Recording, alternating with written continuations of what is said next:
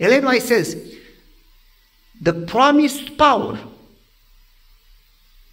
that came for the disciples belongs to us as much as it belonged to them.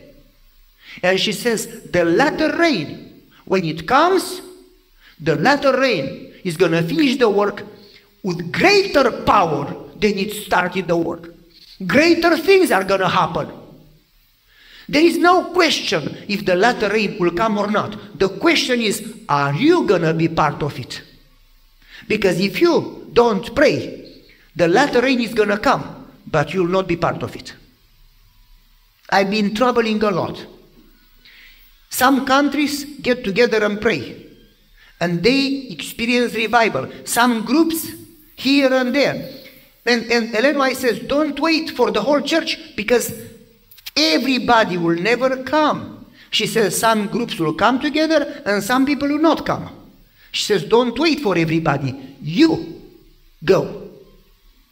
For instance, I was in Serbia and I preached in the morning and then I preached in the evening. I told them, I said, I cannot preach too many times because I had 3 surgeries on my vocal cords, and when I speak, they get inflamed and I get pain and I lose my voice. And then I need a few hours break to keep quiet so I recover. And they said, okay, you don't have to preach. Can you come at 4 o'clock? I said, why if I don't preach? Just to hear something. I went there 4 o'clock. There were hundreds of people giving testimonies. Beautiful, powerful stories.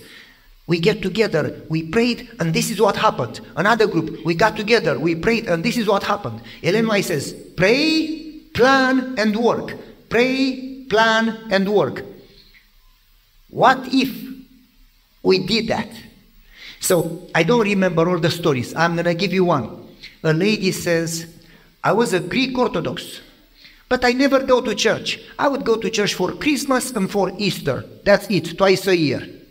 And she says, I was sick, so I prayed, Lord, heal me. And I took a book of prayers. What is that? A book of prayers for her mom. Her mom gave her a book of prayers. And she said, I recited 10 prayers. But nothing happened. So she said, I Googled how to pray. How to pray. Teach us how to pray. And you can take a look here and see if I have batteries. So the lady, the Greek Orthodox, said, I took a book of prayers that I had from my mom, and I prayed and I got no answer. So I Googled how to pray. And she said, I found the prayer seminar, Pastor Goia prayer seminar. And she said, I listened to one, and I listened to 2, and then she said, I got hooked. And I said, I listened to another one, another sermon. And she said, it changed my life. And she said, I started to pray. I would wake up. Thank you. I would wake up. Whoa. She said, I would wake up early in the morning. And she said, I would spend quality time in prayer and study. And she said, it changed my life. And she said, I started to pray for my family. Ellen White says, it is the duty of the parents every morning to pray for their children. She said, as you pray for your children, God comes with His presence in your family, and Satan has no access. It's a hedge of protection that he puts around you. It's the duty of the parents. So she said, I started to pray for my family, and I started to see God's presence in my family. I started to pray for my friends, for my neighbors. And she said, the more I prayed, and the more I studied, and the more I listened, the more I was transformed. And she said, I started to read books. I found Pastor Goia's book. I read it. And then she said, I started to read Spirit of Prophecy. And I started to listen to more sermons.